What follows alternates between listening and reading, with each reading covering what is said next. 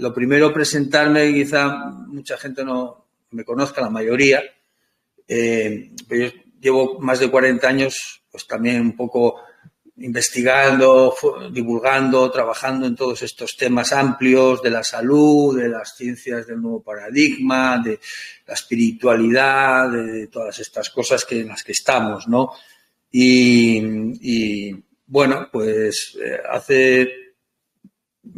por resumir, digamos que tendría dos vertientes principales de lo que podría decir que hago, ¿no? Una es, tenemos un laboratorio de complementos y alimentos fermentados, probióticos, simbióticos, que se llama Microviver, que luego, si queréis, os pongo la web por si a alguien le interesa el tema, y que es un poco el lugar donde aplicamos la teoría que llevamos pues también muchos años desarrollando, desde hace más de 20 años, que llamamos la microbiótica, ¿no? La microbiótica es como una adaptación de una versión nueva de la microbiología aplicada tanto a la salud humana como al planeta. Entonces, este es el asunto que nos lleva muchos años de investigaciones y de formaciones, ¿no? Porque que creo que no se ve muy bien, ahora mejor. Perdón, nosotros teníamos una especie de ecoaldea en los años 90 y hasta el 2007 en el norte de Cáceres, en Sierra de Gata, que era un pequeño laboratorio ecosocial. Y allí, pues uno de las personas que vivía allí conmigo, Ander Urederra, que era un maestro de las fermentaciones, pues empezamos a investigar cómo aplicar todo eso que él sabía y lo que nos iba llegando de Japón, de los microorganismos efectivos y demás, tanto al hábitat como a la salud. Y bueno, pues salieron muchas cosas interesantes. Después naufragamos como proyecto comunitario y años después, hacia el 2012 o así, ambos nos pusimos a investigar ya con mucha intensidad en una especie de cóctel que habíamos codificado, que llamamos BIR, como la fuerza vital de microorganismos con superpoderes para el tema de la salud, fermentando plantas, fermentando minerales, fermentando muchas cosas que nunca se nos había dado a nosotros ni a nadie, probablemente por hacer.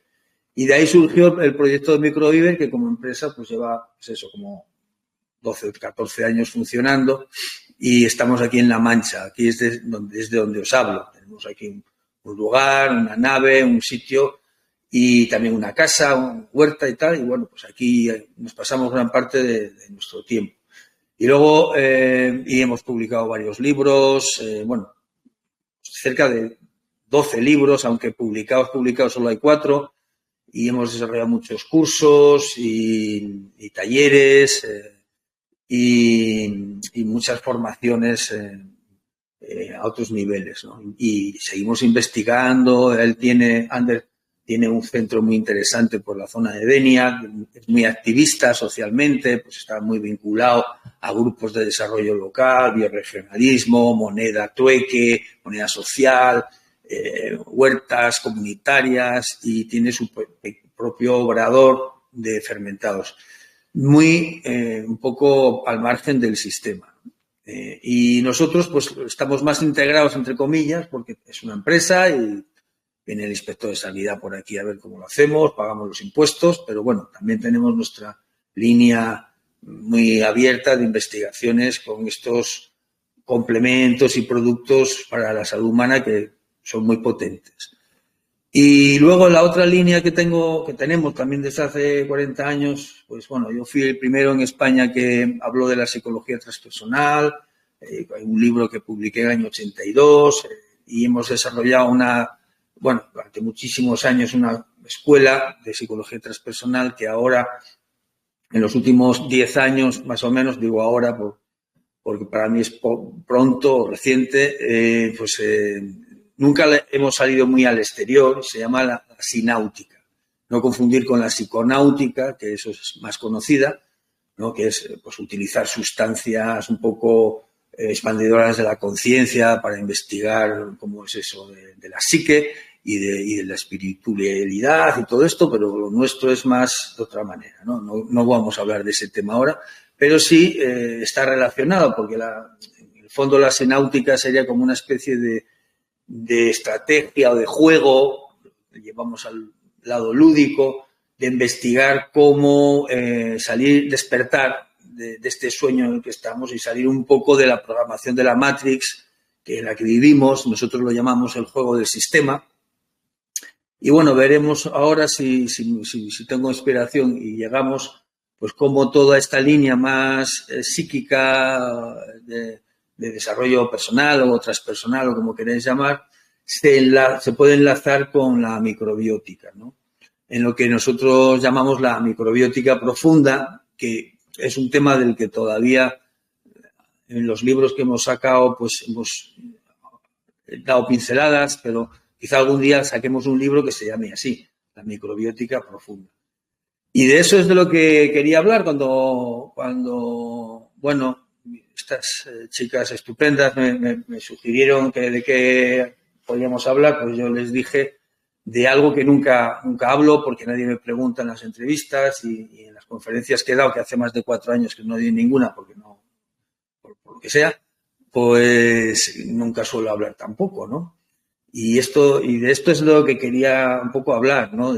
Dado que este grupo es muy específico y me viene un poco la confianza de que puedo hablar de esto y se me puede entender o puede interesar, porque la mayor parte de las veces de lo que hablo es pues de lo de siempre, ¿no? De lo que últimamente habla todo el mundo, aunque nosotros llevamos 30 años en esto, pero en los últimos años pues todo el mundo habla de los probióticos, de la salud intestinal, en fin, todas estas cosas que ya, pues bueno, a mí me generan un poco de redundancia porque ya están muy vistas, ¿no?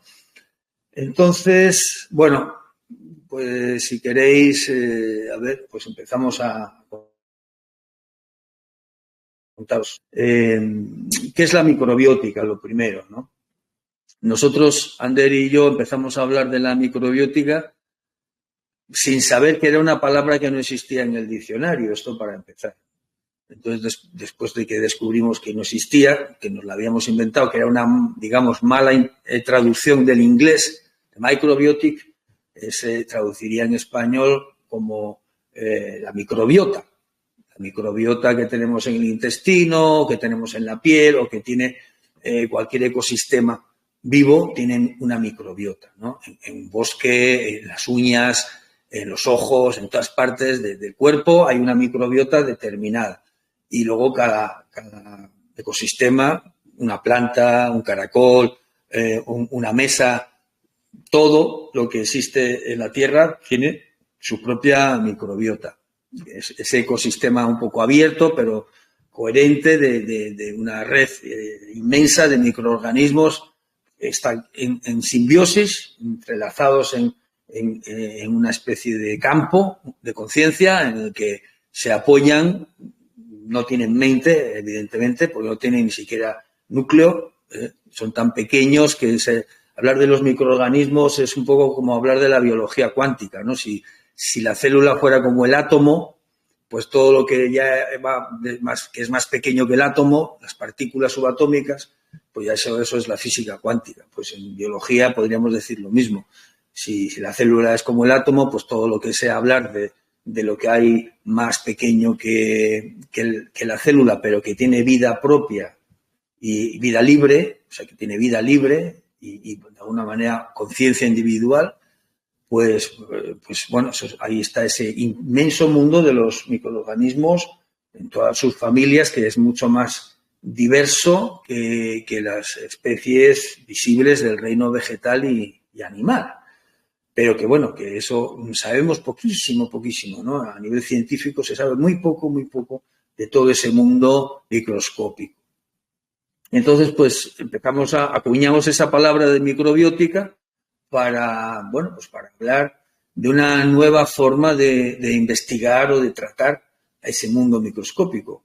Para empezar, con amor, con agradecimiento, con reconocimiento de que gracias a ese mundo microscópico nosotros existimos, ¿no? Porque este planeta, si hace 4.500 millones de años era una especie de bola de fuego y no se sabe muy bien qué, pues se supone que ha sido gracias a esas bacterias que empezaron hace más de 4.000 millones de años a desarrollarse y no se sabe muy bien cómo, porque hay muchas teorías, ¿no?, de cómo nació la vida en la Tierra, pero el asunto es que nació de bacterias y esas bacterias probablemente venían del espacio exterior o se nacieron por una serie de reacciones químicas en el propio planeta o lo que fuera.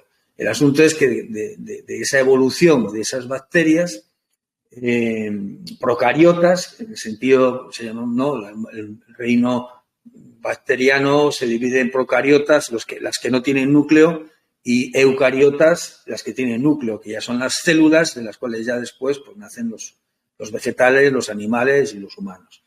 Entonces, pues nuestras células son eucariotas, que en el fondo son bacterias evolucionadas o un conjunto de bacterias que se juntaron para dar a luz a un ser mayor, en este caso la célula, ¿no?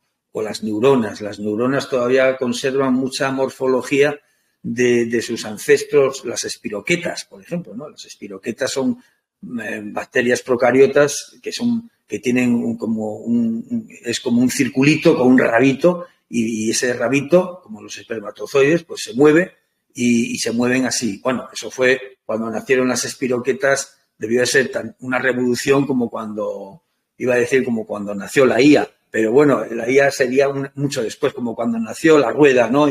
Y empezaron a moverse los humanos en carruajes y después en coches y demás, ¿no? Pero bueno, la cosa es que la evolución va muy deprisa, ¿no? Entonces, pues eso, las bacterias se arracimaron, se fusionaron y se convirtieron en unos seres muchísimo más complejos que son las células. Entonces, claro, cuando te pones a estudiar el mundo de las bacterias, los microhongos, las levaduras, los actinomicetos, o sea, muchas familias diferentes que están ahí por debajo de la célula y que son sistemas vivos muy sencillos, muy simples, pero que tienen una incomprensible, y lo vuelvo a subrayar, capacidad de inteligencia, de comunicación, de tomar decisiones, tienen lenguajes en común, cada especie tiene su propio lenguaje, luego son capaces de comunicarse entre las especies entre sí. Bueno, esto lo han estudiado los científicos y es muy reciente, ¿no? No llega a 20 años que se han empezado a descubrir todas estas cosas. De los poderes del mundo invisible microscópico, vivo, ¿no? La vida como es ahí abajo, ¿no? Y que es muy ejemplar para los seres humanos. Nos vendría muy bien adaptar, imitar a esos microorganismos en nuestra sociedad, ¿no? Porque tienen una manera muy increíble de coexistir, ¿no? Y entonces, bueno, pues ahí también este paradigma de la microbiótica, cuando estudias este mundo microscópico, no como el investigador o el científico contratado por una universidad o una farmacéutica, ahí con su bata blanca en un laboratorio aséptico mirando al microscopio, buscando algo que haga una nueva patente para crear un nuevo producto que sea un buen negocio o lo que sea, sino como con ese vínculo de agradecimiento, de conexión, de amor que decíamos antes, de complicidad, incluso cambia todo el sentido de esa investigación, ¿no? No es lo mismo investigar una bacteria como una especie de cosa ahí extraña, ajena a nosotros. Incluso vivimos en una cultura bacteriofóbica, ¿no? Derivada del paradigma de Pasteur y compañía, en la que la mejor bacteria es la bacteria muerta, porque todas las bacterias pueden ser una amenaza a la salud, ¿no? Los patógenos, los contagios de las bacterias, los virus. Bueno, el mundo de los virus es la primera vez que lo digo, no lo quiero tocar todavía o ahora, pero bien, en el fondo se venden ambientadores, perfumes, detergentes, productos bactericidas, ¿no? En general, bactericida, y se lo pone en la etiqueta como algo bueno. Un producto bactericida que mata las bacterias es algo interesante y por eso se pone la etiqueta para que la gente lo compre. Entonces, venimos de esa cultura, estamos impregnados de esa cultura bactericida y bacteriofóbica. Entonces, bacteriofóbica porque nos da asco beber de un vaso que ha bebido otra persona. Nos duchamos dos veces al día o una, y desodorantes y cremas y jabones y todo limpio, y cada día nos cambiamos la ropa y lavamos y limpiamos la casa 70 veces al día y todo limpio, que esté todo limpio. Y claro, no nos damos cuenta que esa especie de neurosis por la limpieza, por los detergentes, por los perfumes, los desodorantes, ¿no? Nos están contaminando y nos están enfermando. Y eso está súper demostrado. Como hay estudios que demuestran que dentro de una casa en Nueva York, por ejemplo, fíjate, no sé, una ciudad que bueno, podría ser como Madrid, en cualquier casa, cualquier ciudad está contaminada. Bueno, pues se ha demostrado que las casas dentro de esa ciudad están mucho más contaminadas por los productos que se utilizan de limpieza, ambientadores, etcétera, etcétera, que fuera en la ciudad, que al aire libre. Entonces, parece ser que estamos pagando por contaminarnos y nos autocontaminamos con todo tipo de productos que usamos, insisto, tanto para limpiar los suelos como para limpiar los utensilios de cocina, nuestras ropas, los ambientadores, desodorantes, bueno, estamos esos y los utensilios de cocina en sí. Bueno, esto es otra cosa, ¿no? Pero, claro, nos contaminamos de tóxicos químicos dentro de casa y fuera de casa también. Y bebemos el agua y respiramos el aire y nos comemos la comida y todo está contaminado. Y encima, pues, si es poca la contaminación, nos metemos desodorantes, cremas para el sol, para protección solar, damos aerosoles para ambientadores en la casa para que huela bien. Bueno, esto es un salvajismo, una incultura y una barbaridad, ¿no? Que sin querer casi todo el mundo hace esto. Entonces, por eso digo que vivimos en una cultura bacteriofóbica. Y claro, desgraciadamente el paradigma de Pasteur triunfó porque era el negocio y porque estaba protegido por los intereses comerciales de las emergentes industrias farmacéuticas, con Rockefeller y compañía por delante, pero coetáneos de Pasteur y con muchísimo más nivel científico estaban otros investigadores, otras eminencias como Bechamp, que era otro paradigma del que hablaba, ¿no? Bechamp sería, para empezar, Pasteur no era médico y cuando se han descubierto sus diarios de investigación y quien los ha estudiado se ha demostrado que fue un tramposo, ¿no? Que hizo trampas en sus experimentos, que mintió descaradamente para hacer. O sea, no fue un científico, ¿no? Realmente. Fue un señor que mintió para hacerse millonario y por su ego para tener razón. Y Bechamp, que era un médico y era un profesor catedrático en París de medicina, o sea, un señor científico de verdad, ese sí era microbiótico. Claro, Pasteur dice, las causas de las enfermedades son los gérmenes. Claro, hasta entonces, vale, dio algo hizo positivo, porque hasta entonces los médicos no se lavaban las manos cuando iban a operar y no existía una conciencia de higiene básica, que hoy en día todo el mundo es más limpio que los reyes de hace un siglo, ¿no? Entonces, eso fue importante tener en cuenta que había que tener higiene básica, porque podemos contaminarnos con toxicidades ambientales.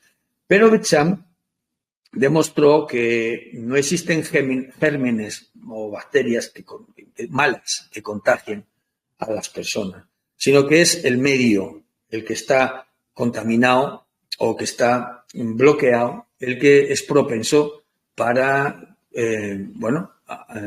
contaminarse. Y es un ejemplo muy fácil de entender este que voy a decir. Cuando tú miras un charco en medio del campo, ha llovido o es un charco que sale así de una fuente, pero que no fluye, está lleno de algas y si bebes de ese agua es muy posible que haya sustancias que te puedan hacer daño. Pero si tú bebes de un agua que está corriendo, de una fuente, de un riachuelo, de un río, ese agua que fluye, que corre, nunca va a estar contaminada. Bueno, salvo que río arriba haya unos vertidos de industrias químicas o de lo que sea, claro. Pero estamos hablando en general en la naturaleza, sin fuentes de contaminación artificiales.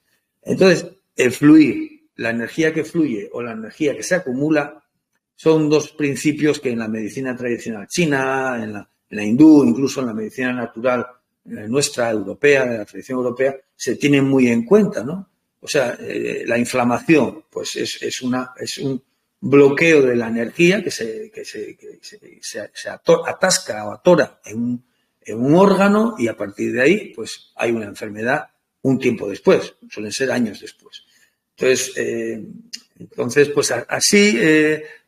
claro, el paradigma de la medicina pues probablemente está equivocado hoy en día desde la raíz, porque probablemente en las carreras de medicina no se estudia a Becham apenas, pero ¿qué médico no conoce a Pasteur, ¿no? Y sin embargo, pues al final la historia la escriben los que vencen y no siempre son los buenos los que vencen, ¿no? Y en este caso no fue así. Becham desapareció en la historia siendo un genio y siendo el pionero de un paradigma de la medicina que no se desarrolló, y Pasteur pues es el padre de nuestra medicina, y después Fleming con los antibióticos y ahí estamos en un mundo que cada vez está más enfermo, ¿no? Las personas cada vez están más enfermas y la sociedad en general, ¿no? O sea, que todo está súper oxidado. O sea, vivimos en un medio oxidado y estamos como personas dentro de ese medio oxidado, oxidándose todo el tiempo por la contaminación, lo que ya sabemos, ¿no? Y encima con la comida, la contaminación, el electromagnetismo, esto, lo otro, el agua, no hay nada que no esté invadiéndonos todo el tiempo para oxidarnos. Y nosotros, pues claro, la oxidación es el principio de la enfermedad, de la inflamación, por eso están tan de moda los antioxidantes, etcétera. Así que, de la misma manera, hay bacterias y microorganismos que proliferan en un medio oxidativo y que son las bacterias de la putrefacción, que también tienen su sentido, porque si no existieran, todo lo que se muere se quedaría sin corromperse, sin disolverse ahí y habría una capa de kilómetros y kilómetros de todo lo que se ha muerto todo en este mundo sin que se descomponga. Así que, las bacterias de la putrefacción tienen su sentido dentro del ecosistema de la vida en la Tierra porque cumplen la función de descomponer todo lo que se muere. Y las bacterias de la fermentación son lo contrario, son como las bacterias de la putrefacción viven en un mundo oxidativo y las bacterias de la fermentación viven en un mundo antioxidante es igual, no voy a entrar en física. Entonces, claro, cuando tú fermentas un animal, te iba a decir, pues sí, también. ¿No? Tú puedes meter un animal muerto en formol y se conserva, pero también lo puedes fermentar y se va a conservar igual, de otra manera, ¿no? Entonces, las plantas lo mismo. Yo hace pocos días hemos hecho un supercompost con todas las plantas que tenía fermentadas de hace 7 años, que las guardaba en cubos. O sea, nosotros hacemos fermentaciones de plantas en líquido y después ese líquido que extrae los principios activos de las plantas, pues bueno, combinado con otra serie de cosas, pues que también son probióticos, porque ese líquido es un probiótico, pues lo envasamos y los distribuimos. Pero el residuo de esas plantas que han quedado, el pozo, como cuando te haces una infusión, pues yo me daba pena tirarlo. Y entonces tenía cubos y cubos, pero cubos grandes, docenas de ellos, llenos de plantas de hace 5 años, 7 años, 4 años, de todas o casi todas las fermentaciones que hemos ido haciendo de los productos que tenemos, que me daba pena tirarlos. Y además también querían estudiar cómo era la conservación de esas plantas. Bien, pues claro, no ha sido ninguna sorpresa, porque claro, tenemos un almacén muy grande, pues hay unas estanterías enormes que suben hasta 5 metros para arriba, como las de Ikea, y por ahí teníamos cubos y cubos llenos de todas estas plantas. Cuando nos hemos puesto a abrirlos para hacer un compost de todo eso, pues estaban como el primer día. O sea, estaban plantas de hace 5 años húmedas, porque estaban húmedas de la fermentación que habían tenido, todavía estaban húmedas, al estar en cubos herméticos no se habían evaporado, y se conservaban perfectamente, olían bien. Y claro, esto es algo que no es una sorpresa para nosotros, porque el poder de la fermentación lo tienen los microorganismos que hacen ese trabajo de fermentar una planta, un alimento o lo que sea. Y lo curioso de un alimento fermentado, una col fermentada, el famoso chucrut que todo el mundo conocerá. Pues el chucrut, que es una col fermentada, si tú te comes una col fermentada de hace 10 años, curioso, que no tiene ningún aditivo, ni conservante, ni nada, simplemente está cerrada en un tarro y lo abres para comértelo 10 años después de que lo hiciste, pues ese chucrut, esa col, tiene más nutrientes que recién cogida de la tierra, cuando las cosechaban en la huerta. Entonces, ¿por qué? Pues porque los microorganismos que hacen ese trabajo de fermentar esa col, en el proceso misterioso, de verdad que es un misterio, de la fermentación, aparte de esos microorganismos que en sí son un tesoro para nuestro organismo, porque son hermanos de los microorganismos que hacen el trabajo de la digestión en el intestino, que también siempre están en déficit y amenazados por todos esos contaminantes oxidativos, pues esos microorganismos son ya un elemento enriquecedor de la col, que son probióticos, digamos, ¿no? Pero es que la fermentación genera minerales y vitaminas y enzimas y micronutrientes que la col no tiene. O sea que hay que sumarle los nutrientes que tiene la col, más los microorganismos que salen de la fermentación, más los micronutrientes que nacen de esa fermentación de una manera alquímica que antes no tenía la col, sin fermentar. Y todo esto se conserva de manera indefinida, vamos a decir, si no hay condiciones ambientales externas que las deterioren, ¿no? Como que entre aire o que haya contaminaciones cruzadas con otros microorganismos y que entre mohos, etcétera, que todo eso también puede pasar.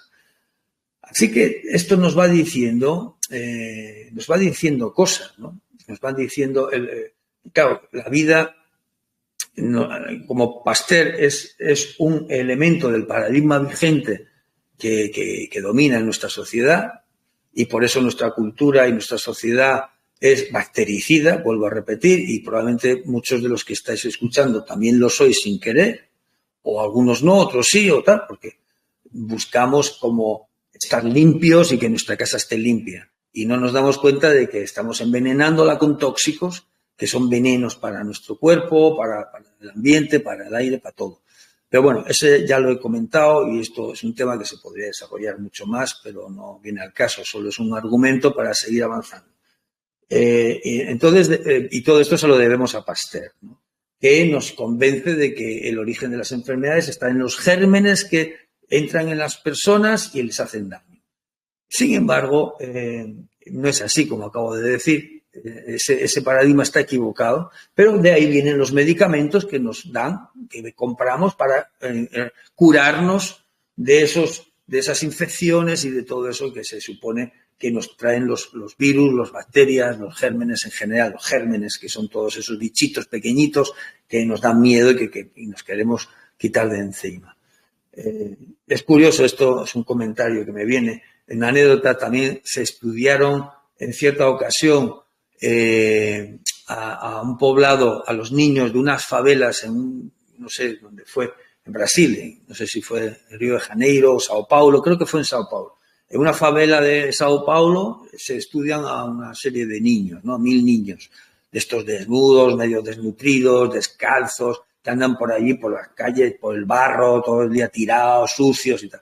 Y se estudiaron a los niños de una urbanización de lujo de la clase dirigente de Brasil, de estos que para entrar pues hay vigilantes con metralleta y tal, y que es como se vive allí en Brasil, y en dos mundos completamente separados, de una clase burguesa dirigente acomodada y un pueblo pues muchas veces en el inframundo y tal.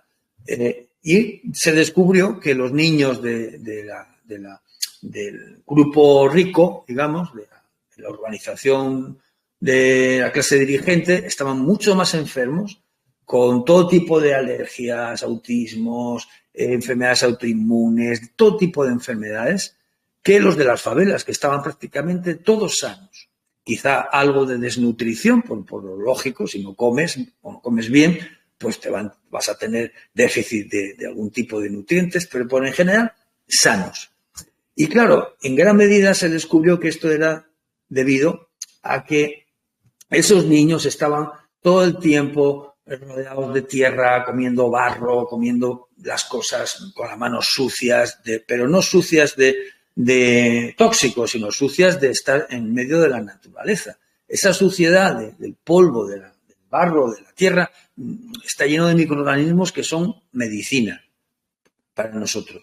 Sin embargo, los niños del sitio de la urbanización ultra rica, pues claro, estos todo el tiempo, imaginaos, pues las casas normales de las gentes en Brasil, además que se duchan 4 veces al día, pues ni te cuento, ¿no? O sea, su sistema inmune estaba hecho polvo y todo lo demás que os podéis imaginar.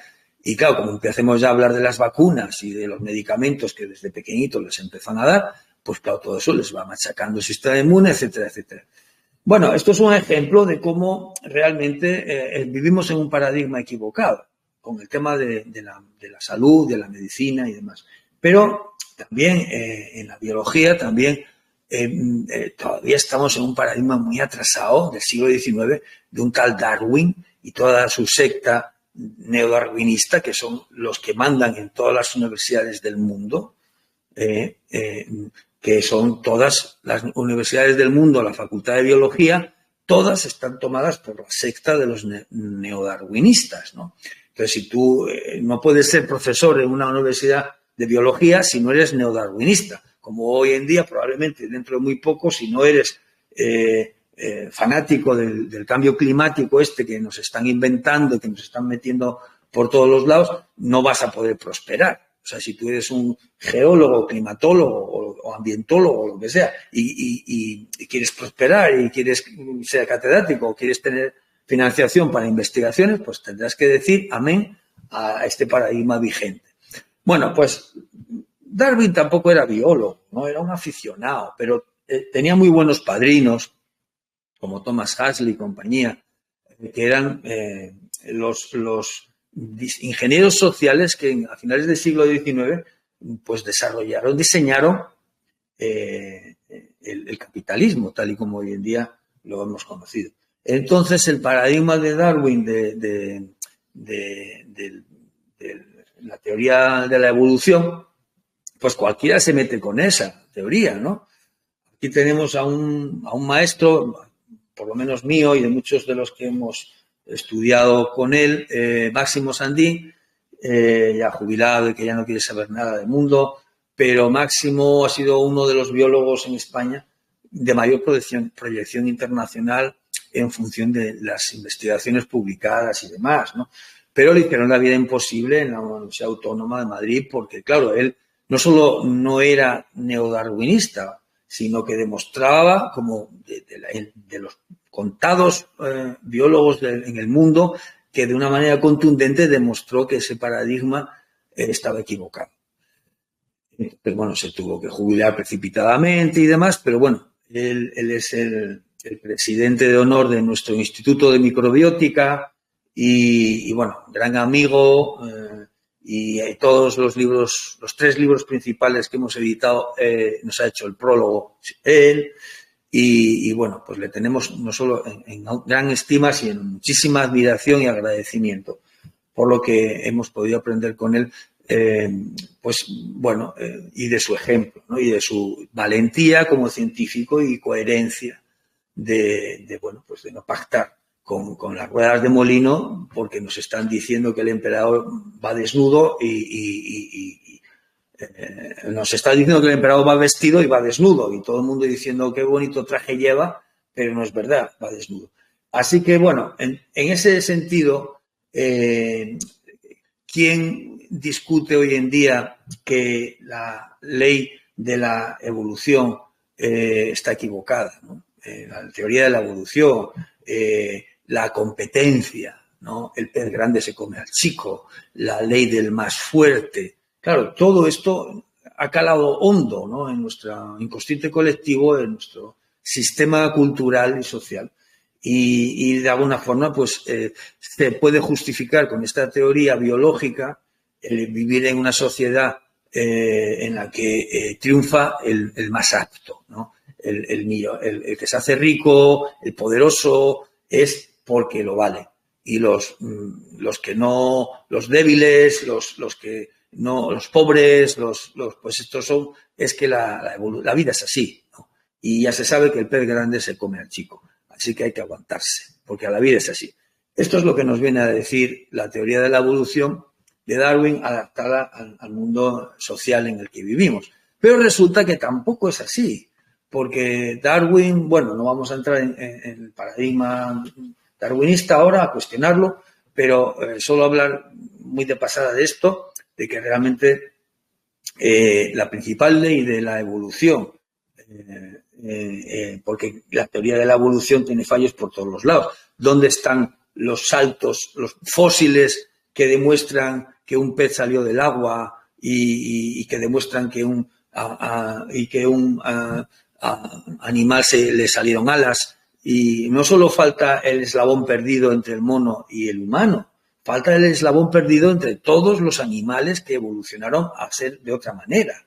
Del pez al mamífero en la Tierra no existen fósiles, ni del animal en la Tierra al pájaro con alas. No existen fósiles que demuestren ese salto. Así que probablemente también en este asunto estamos muy equivocados, pero como en casi todo, ¿no? Como en casi todo. Pero es conveniente esa teoría, ¿no? Para el mundo en el que vivimos. Y iba a decir mundo capitalista como si yo fuera comunista. No, es peor todavía, ¿no? O sea que no existe un paradigma social armónico que pudiéramos decir, en vez del capitalismo, el nosecualismo, ¿no? O sea, es malo o peor, ¿no? Pues el capitalismo es malo, el comunismo peor. Pues vale, pues es lo que en este mundo en el que estamos, es así. Ojalá algún día puedan existir otros paradigmas mucho más armónicos. Pero esos paradigmas más armónicos con la humanidad vendrían de otra ley que realmente es la que gestiona la evolución de la vida en la Tierra, que es la de la simbiosis, la ley de la ayuda mutua, la ley de la colaboración, del intercambio. Esa es la primera ley de la naturaleza, de la vida. La ley que marca y rige los movimientos de los microorganismos en el mundo microscópico, pero también en general, en la naturaleza, hay un intercambio continuo de información y de colaboración entre las especies para mantener los ecosistemas y mantenerse todo en equilibrio.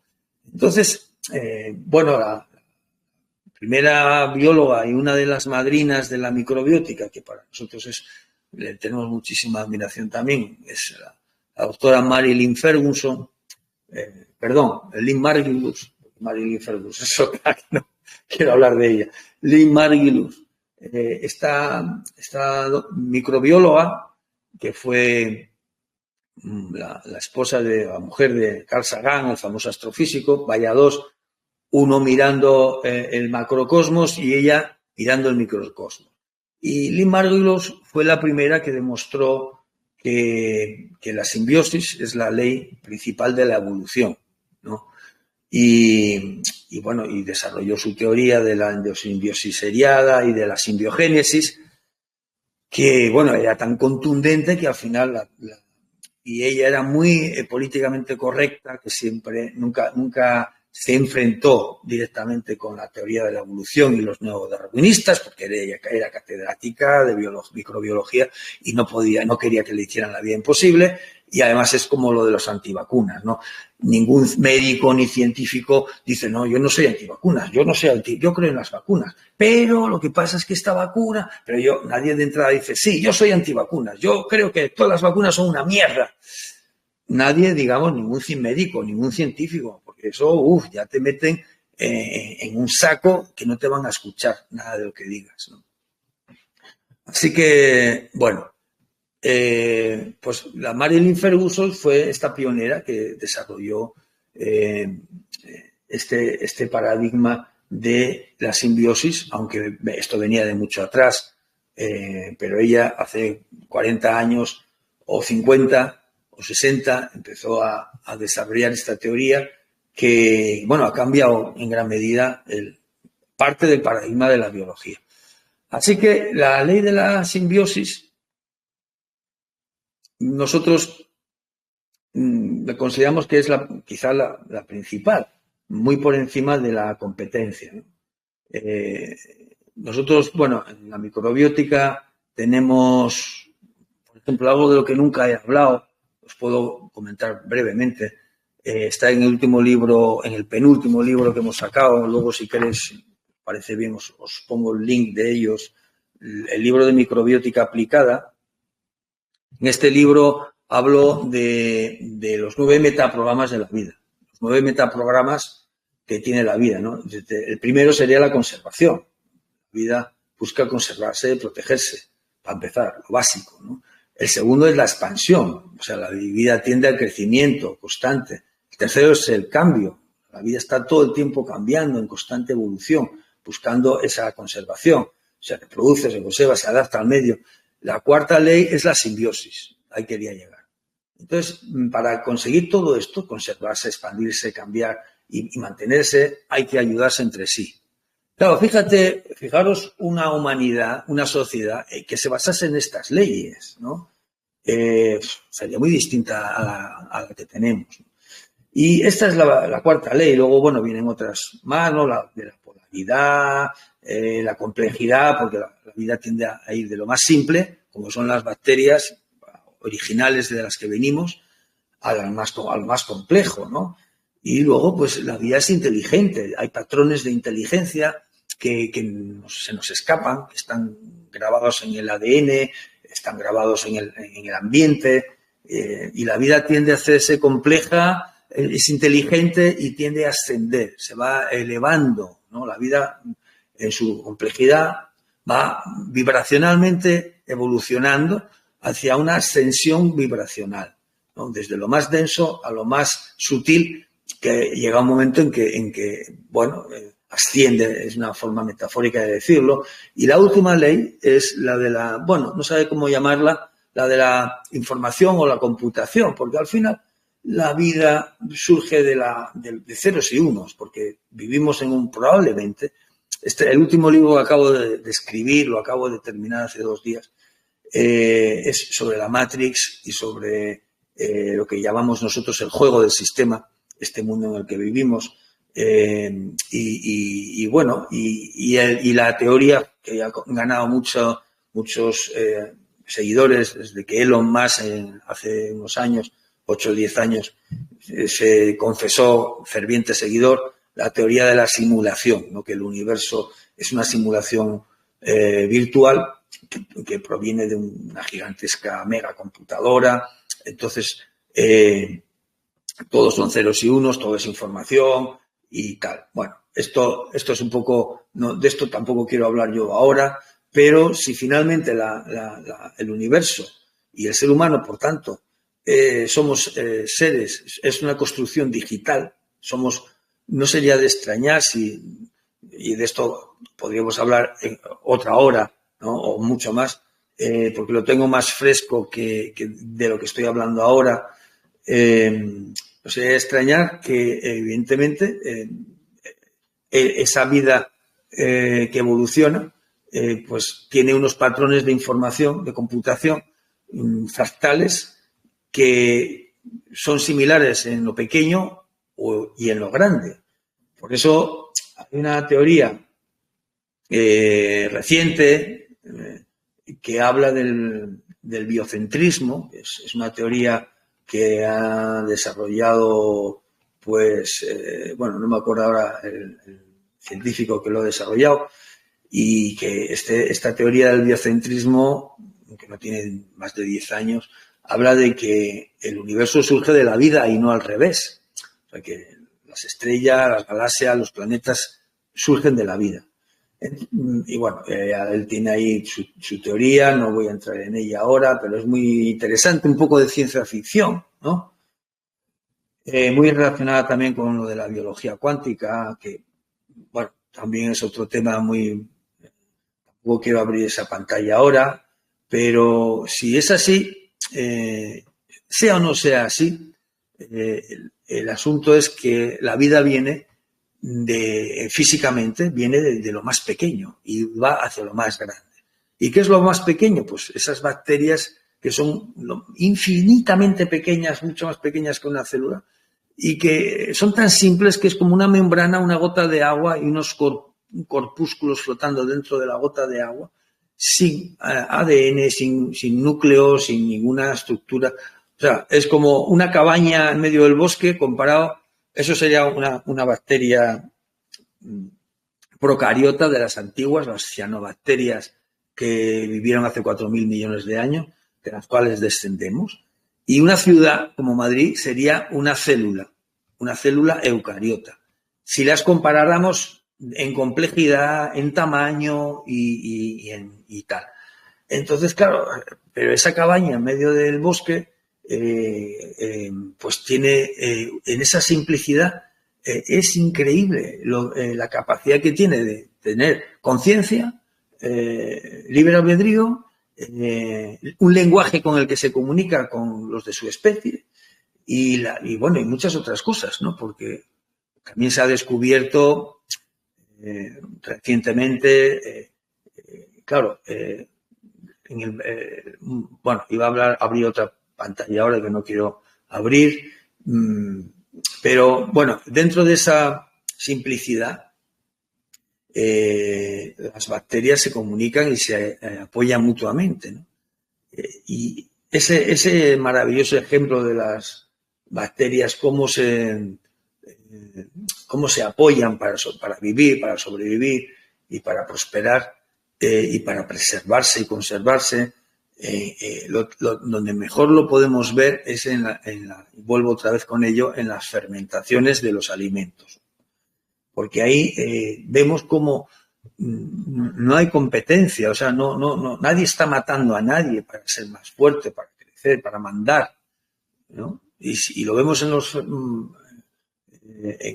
salvo que, bueno, llega un momento en que si ese medio fermentativo de ese chucrú, que hay cientos de fermentos, ¿no? Estamos hablando de uno que es el más conocido para todos, ¿no? Si ese chucrú se contamina, le entran mohos o microhongos de la putrefacción, pues de estar conservándose de manera indefinida y que siempre fuera positivo para el humano que lo come, porque es un alimento súper nutritivo, pues pasaría, y que huele bien, huele ácido, huele bien, pasaría a ser una sustancia que se pudre y que huele mal y que no se puede comer, que hay que tirarla, porque se ha podrido, porque le han entrado esos otros microorganismos de la putrefacción y entonces terminan siendo La putrefacción cuando entra, pues muchas veces puede con la fermentación. Otras veces es al revés. Otras veces, y eso lo podemos ver, por ejemplo, en los digestores y las fosas asépticas de las casas, ¿no? Cuando alguien tiene un pozo ciego, una fosa séptica, un digestor, porque no tiene red del ayuntamiento, porque vive en una isla o vive en el campo aislado, y las aguas negras y grises de sus retretes van a un agujero o a un depósito, eso se va colmatando, eso está putrefacto, huele mal, ya lo sabemos. Nosotros fabricamos unos cócteles de microorganismos en líquidos que cuando los echas a esos digestores, a esas fosas sépticas, se comen la putrefacción.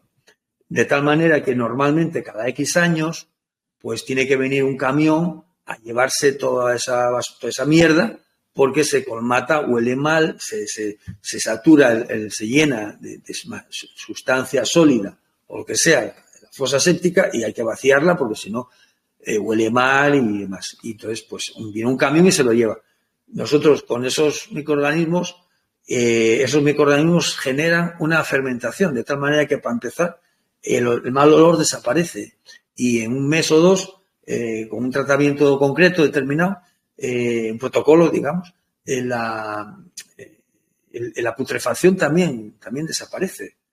Hay un ejemplo de esto muy, muy alucinante, otro de los padrinos de la microbiótica, ¿no?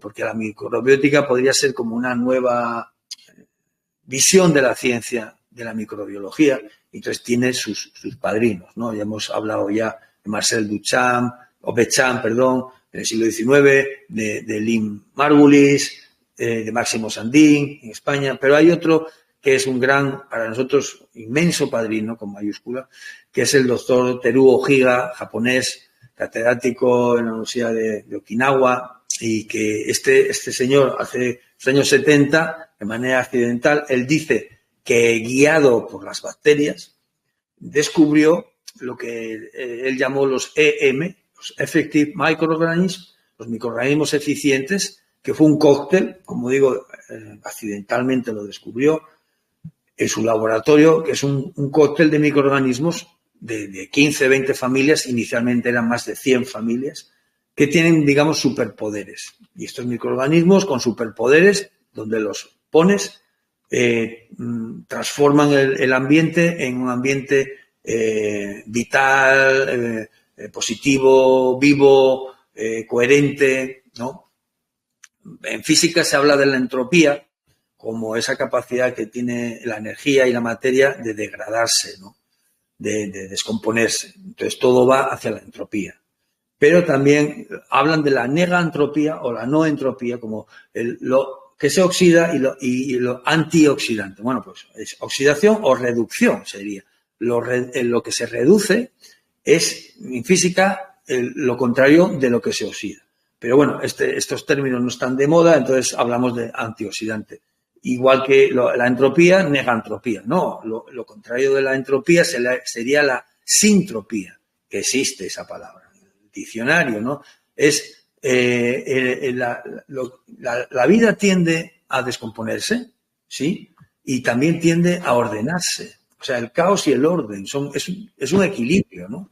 Es un equilibrio termodinámico inestable y delicado que existe, ¿no? Está ahí. Entonces, la sintropía es el orden vital que tienen, por ejemplo, todas estas bacterias con superpoderes, que donde entran en un sistema entrópico o oxidativo o putrefactivo, lo convierten en lo contrario. Y no necesitan ser muchas, porque en un ambiente degradado como una fosa séptica, que a lo mejor son 5.000 litros o 10.000 litros, con que metas 20 o 50 litros de estos microorganismos, cambian los 5.000 que estaban oxidándose. Así que, bueno, todo esto son enseñanzas que nos dicen mucho, ¿no? Porque nosotros también, como humanos, podríamos ponernos en la gestalt de sentirnos microbios, ¿no? Porque en el fondo seríamos microbios de la Tierra, a lo mejor neuronas, eso es mucho decir, ¿no? Somos unos microbios en la Tierra. Pero hay microbios que tienden a la putrefacción, ¿no? Que lo que hacen en la vida es putrefactivo, y hay microbios que tienden a lo contrario, ¿no? A la fermentación, ¿no? Microbios de la entropía y microbios de la sintropía. Bueno, ¿y tú qué eres? ¿Tú eres microbio de la sintropía, de generar orden vital, salud, conservación y buena onda en tu vida y en la sociedad, o eres de lo contrario? Bueno, es un ejemplo, ¿no? Este señor Teruo Higa, este padrino nuestro maravilloso, porque en gran medida estamos aquí, descubrió algo muy importante que ha pasado desapercibido, no sé por qué, para la ciencia oficial. Y él dividió los microorganismos en 3 grupos. Los de la putrefacción, que podríamos decir que son como un 2%, o sea, los malos son solo un 2%. Los de la fermentación, que también son solo un 2%, los buenos, solo son un 2%. Y luego los que él llamaba microorganismos oportunistas o neutros, que son el 90% o el 90 y tantos, que según impere lo negativo o lo positivo, pues se van para un lado o se van para otro, ¿no? Y esa es la famosa masa ciudadana que bueno, pues que necesita ejemplos de buen vivir para inspirarse y cambiar y ser buenos, o que si la vida se pone dura y existe y lo que predomina es el mal vivir, pues van a ser malos. En cualquier dictadura, en cualquier lugar donde reine la injusticia, y siempre hay personas buenas que se rebelan y que se niegan a pactar con esa sociedad negativa, con esa autoridad, ¿no? Esos serían el 2% de los buenos, ¿no? Y luego están los malos, que son los que protagonistas de esa dictadura, si estamos hablando de algo de lo que está pasando, por ejemplo, en este momento en el mundo. Y luego está esa masa ciudadana que, pues hay que ser malo, este es mi trabajo, yo cumplía órdenes, enfermeras, médicos, periodistas, policías, nos podemos imaginar de qué hace en el 2020, 2021, ¿no? Ya sabemos de lo que estamos hablando. Y luego están los buenos que, bueno, que en su conciencia nos han dejado engañar y se han rebelado, y algo que es injusto no se lo van a comer, no se lo van a poner a algo que es injusto y que es negativo. Bueno, pues quisiéramos creer que en algún momento nosotros, siguiendo estas inspiraciones de la microbiótica, nos dan ánimos para hacernos similares a ellos. Nos conectamos a esas bacterias de la fermentación, de la sintropía, y nos gustaría ser parte de ese pequeño grupo, digamos, de acción social positiva, que no hay que montar ningún partido político ni hacer nada en concreto, pero que tiene que ver más con un proceso interno, ¿no? de coherencia interior. En fin, pues, no sé, por ahí van los tiros de lo que es la microbiótica, ¿no? Claro, después, no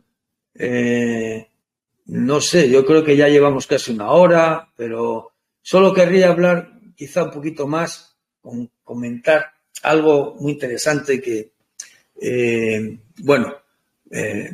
también un poco por Marisol, ¿no? Porque Marisol ha sido pionera en el mundo, probablemente en el mundo, de muchas cosas. Ya lo sabemos, los que estáis aquí en este grupo lo sabéis. Y bueno, entre otras cosas, por lo menos en España, ha sido pionera cuando era colaboradora de José Argüelles, de Planetart, el movimiento del calendario maya, todo esto de la que ella fue protagonista, un poco en la sombra también. También ella fue pionera y ha sido pionera de lo que hoy en día se conoce por la noosfera, ¿no? La noosfera es ese campo de conciencia planetaria que está ahí supuestamente digamos, está en los campos electromagnéticos, el cinturón de Van Allen, en la ionosfera. Ahí hay un campo energético en donde se sitúa la noosfera, que sería esa memoria colectiva de toda la humanidad y probablemente de todo lo vivo que hay en la Tierra, que está ahí. Los famosos archivos acásicos y demás están ahí grabados, ¿no? Están ahí guardados. Entonces, se ha hablado mucho de la nosfera, de la conciencia planetaria y bueno, Marisol ha sido como digo, una de las pioneras en el mundo y en España de la divulgación de toda esta teoría, ¿no? Pero nosotros, además de la nosfera, bueno, hemos trabajado mucho en la conexión con el psicomicelio, lo que nosotros llamamos el psicomicelio. Porque el ser humano tiene la cabeza en el cielo, la cabeza es del cielo y los pies de la tierra, ¿no? Y en la tierra se ha descubierto recientemente, en los últimos 10 años, que existe, sobre todo en los bosques, ¿no?, una red intrincada de raíces, de fibras microscópicas como de fibra óptica, de microhongos, de bacterias, que hacen una intrincadísima red viva de comunicación, de tal manera que en un bosque todos los árboles están comunicados entre sí, no solo por las raíces, sino por ese micelio que los comunica entre todos. Pero lo que también se ha descubierto, que todavía hay muy poca información de esto, es que ese micelio abarca a toda la superficie de la Tierra. O sea que una bacteria que está en una maceta del jardín de tu casa o de la terraza de tu casa, incluso, se puede comunicar con todas las bacterias, teóricamente, con todas las bacterias del planeta, a través de esa red del micelio de la que estamos hablando, porque tienen una antena especial, y esto parece que se ha demostrado científicamente, que les permite no solo comunicarse, sino poder adquirir genes, como se ha demostrado en algunos casos, genes de otras bacterias que están en la distancia, en otros lugares del planeta, para adaptarse mejor a un medio que a lo mejor que es agresivo. Y entonces esas bacterias buscan esos genes y se los integran en su ADN. En su ADN no, porque no tienen ADN, en la información de su sistema. Y bien, si esto lo hace una bacteria que no tiene ni siquiera núcleo, ni ADN, ni código genético, ¿qué no podremos hacer nosotros los humanos, ¿no? Así que nosotros también tenemos esa capacidad, ¿no? Si la física cuántica ha demostrado el entrelazamiento cuántico, famoso, de que dos partículas subatómicas, aunque estén a años luz de distancia, están en contacto permanente y simultáneo, más rápido que la luz, están en comunión. Igual que se han hecho experimentos con el ADN de una persona en un laboratorio de París y un laboratorio en Roma o en Milán, me parece, y instantáneamente se veían cambios de la misma persona, de la misma célula, el ADN en un sitio y el ADN en otro, estaban en contacto, en comunión y se modificaban al unísono. También digamos que nuestra especie, esto ya lo demostró el Rupert Sheldrake, este biólogo inglés, hace mucho tiempo también, con los campos morfogenéticos y demás, todas las especies están en contacto entre sí por una especie de inconsciente colectivo que lo llevamos también en los genes.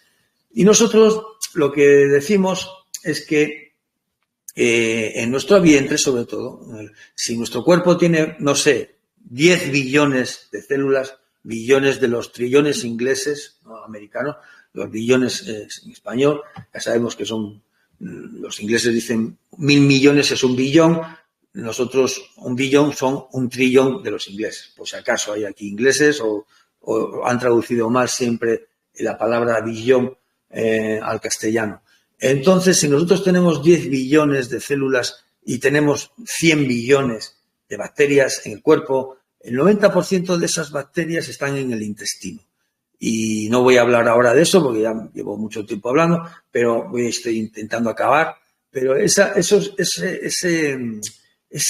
inmensidad de bacterias que tenemos en el intestino no solo tienen vida libre y conciencia individual, sino que también generan un campo, una conciencia colectiva, que es la conciencia microbiótica, decimos nosotros, ¿no? Esa conciencia microbiótica que todo ser humano lleva, no la tenemos, no sabemos que existe, no tenemos acceso a ella y no la estamos usando para bien de nuestra calidad de vida.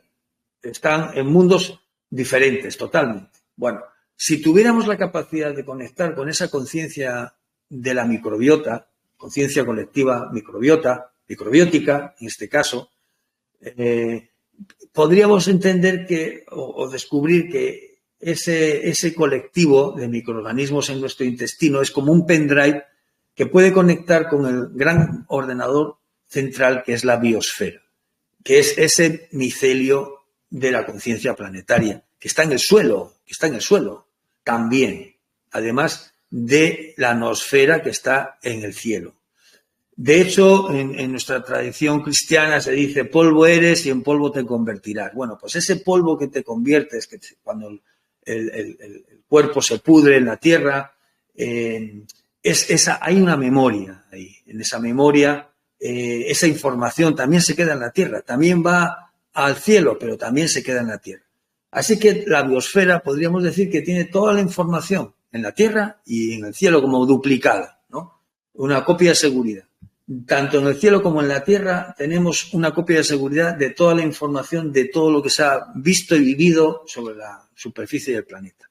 Y nosotros, en este caso, podríamos decir, siguiendo con la metáfora, que podríamos ser como neuronas, no solo de la noosfera, sino también del micelio. Y por eso hablamos del psicomicelio.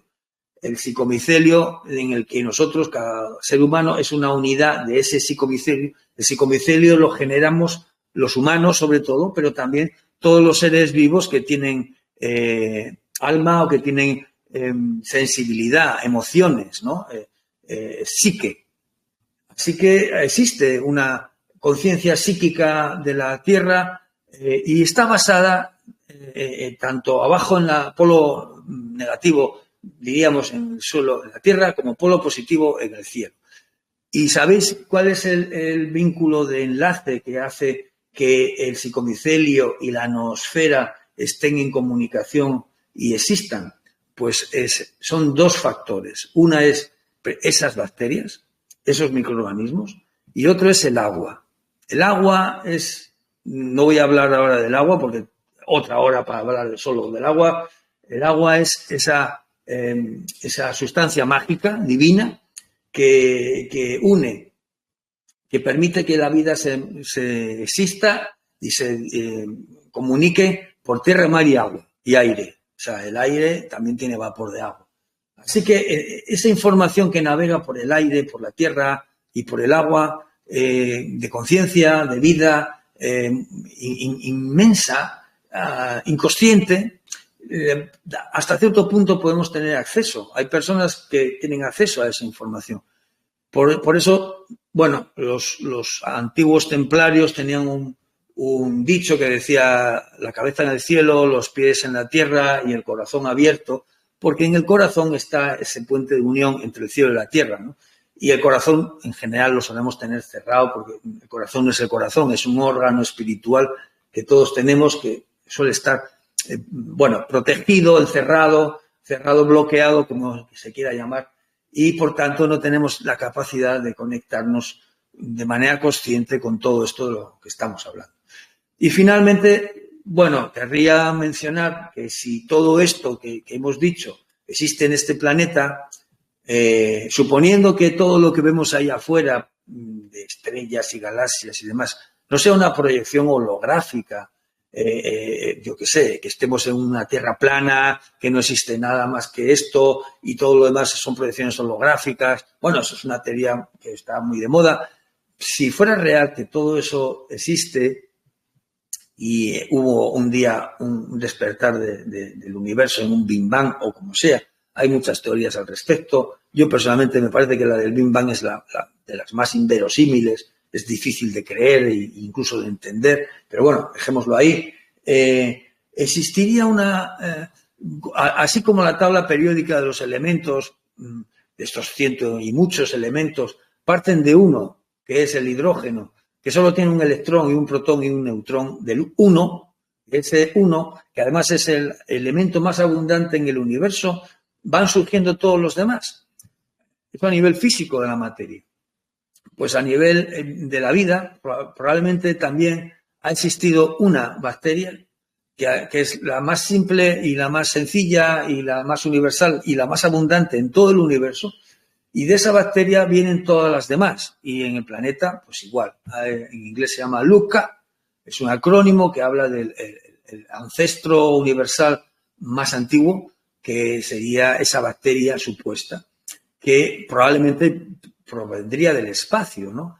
Entonces, probablemente el espacio no está vacío, está lleno de vida, y las galaxias y esa gran bacteria universal es una conciencia de la vida de todo el universo, que probablemente cada una de sus bacterias, porque las bacterias además se reproducen por bipartición, o sea que en el fondo todas las bacterias son clónicas, son clones de una inicial, de una original, ¿no? Y por tanto probablemente mantiene una conexión ancestral, una memoria de esa conciencia universal que tiene esa bacteria. Y por tanto nosotros que también tenemos acceso a esa memoria universal, a esa conciencia universal. Y aquí ya es donde entramos en la microbiótica profunda, casi mística, de conexión con la gran bacteria universal. Nosotros un poco en broma, vamos a decirlo así, hablamos de que hemos creado una religión, que es la religión de la gran bacteria universal, y le hacemos, de vez en cuando, le hacemos ceremonias de agradecimiento y de recuerdo de que gracias a ella existimos, ¿no? Bueno, pues aquí lo quiero dejar aquí, porque si no, pues no sé si tenéis alguna pregunta o